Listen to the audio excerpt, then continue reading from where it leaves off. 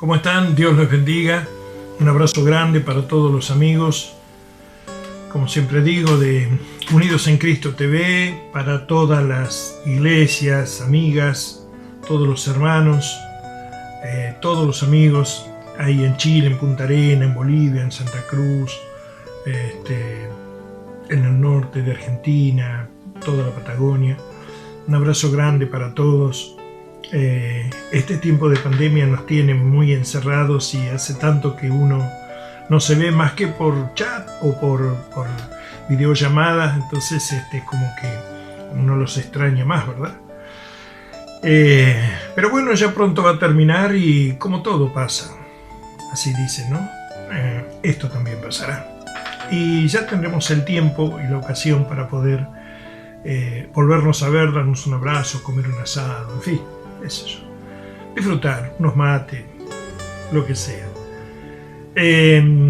Vamos a ver en esta reflexión, que si el Señor lo permite, para mañana vamos a terminar. Está medio complicado porque es un tema muy amplio, o mejor dicho, es amplio y muy profundo. Entonces, en este caso, tratar de resumir me cuesta mucho más. Pero vamos a ir al punto.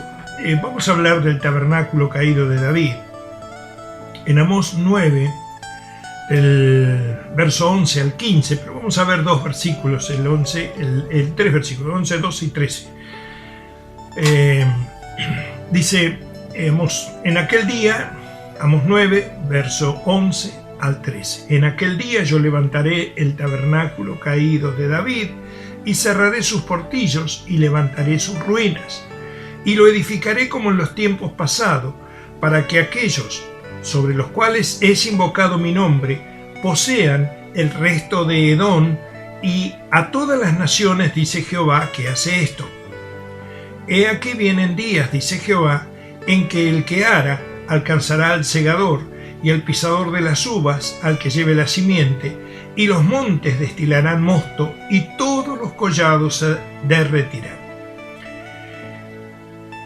A ver, contra un telón de fondo del juicio divino que se ve en los primeros capítulos de Amós, los primeros 8 capítulos, este profeta hebreo da un mensaje de esperanza aquí en Amós 9, del verso 11 al 15. La sentencia viene, pero más allá de ese día de juicio, es un día también de bendición para Israel.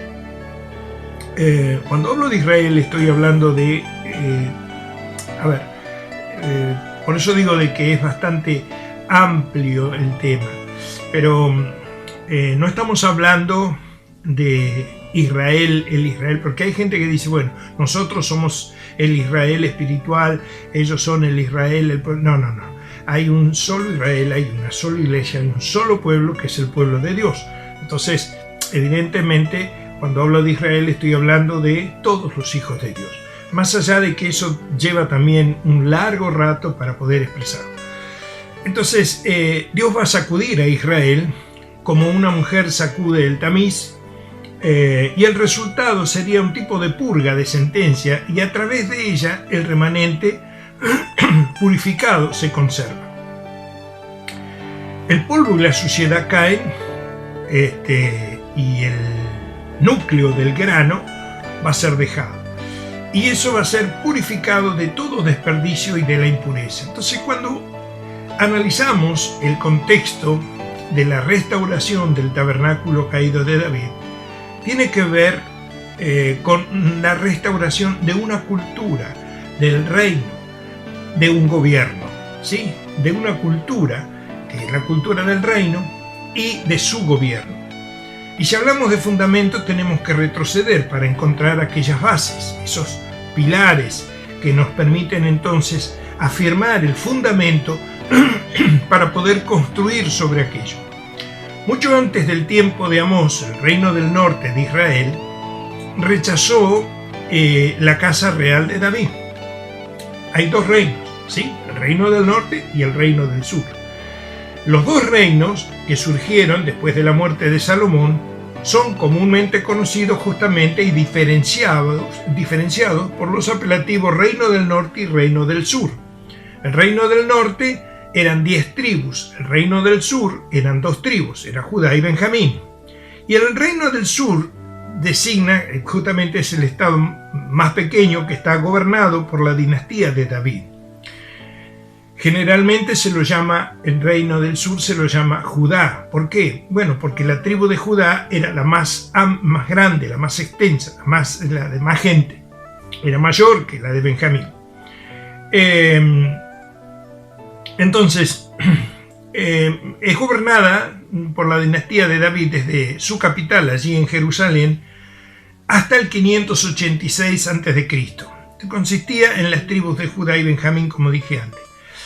Los que apoyaron a Roboán con un ejército cuando el resto de las tribus se levantaron en rebelión contra las opresivas medidas de Salomón y de su hijo, que fue más duro todavía con esas medidas, formaron el reino del norte.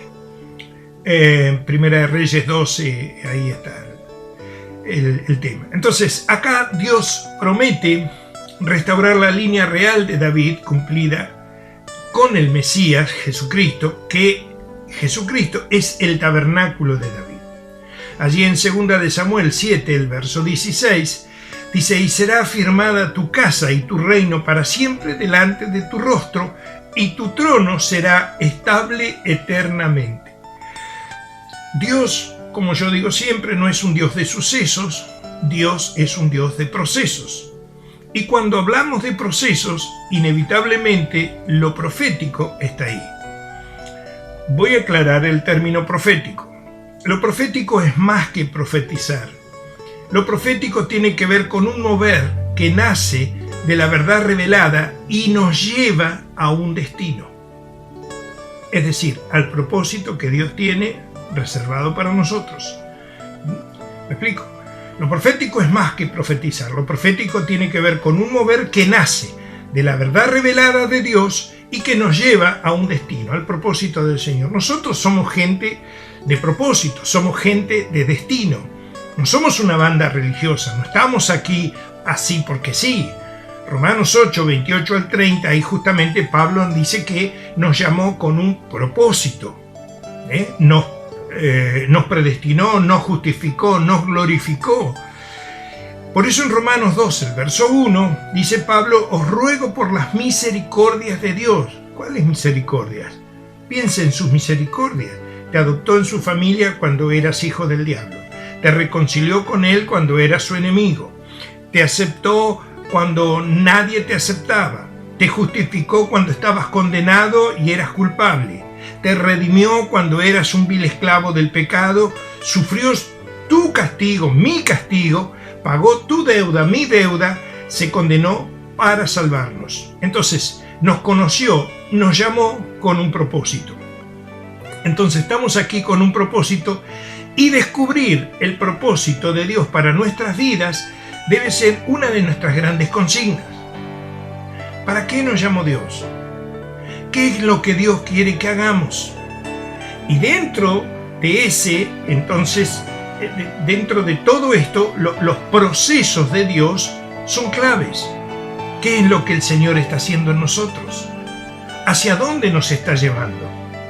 Yo debo entender qué es lo que Dios ha estado haciendo a través de los tiempos, en mi vida y en tu vida. Oseas 6.2 tiene un cumplimiento importantísimo aquí. Oseas 6.2 habla, voy a parafrasear: después de 2 días, ¿verdad? 2 milenios, te daré vida, dice más, el tercero te resucitaré.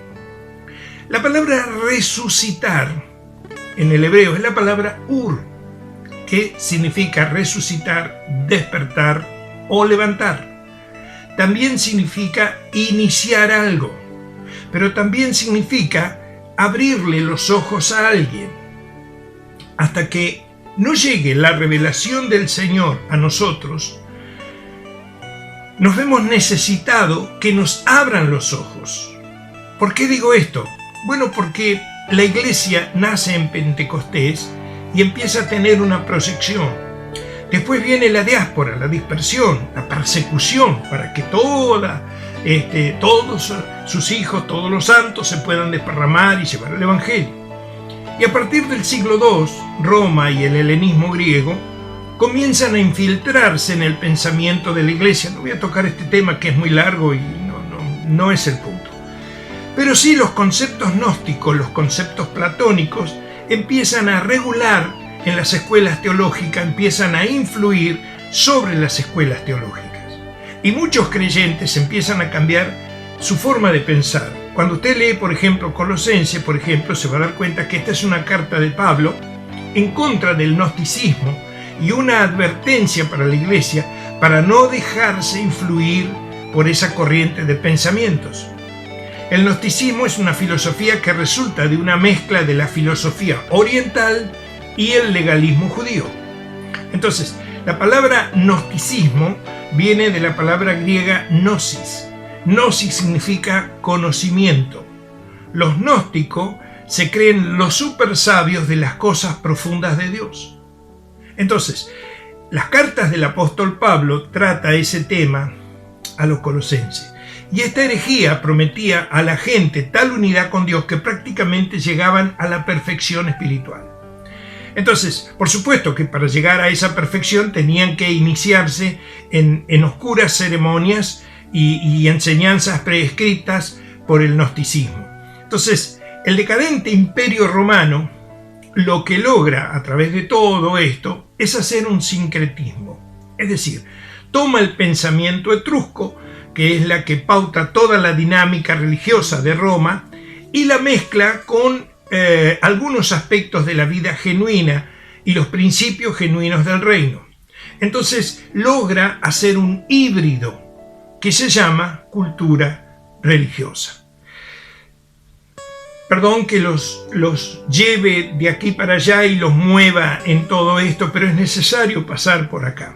¿Por qué? Bueno, porque todo esto llevó a un vacío de casi 2000 años de oscurantismo, donde la dinámica de la Iglesia se ha limitado a templos y a cultos, que no está mal, cuidado, no está mal, pero eso no es todo.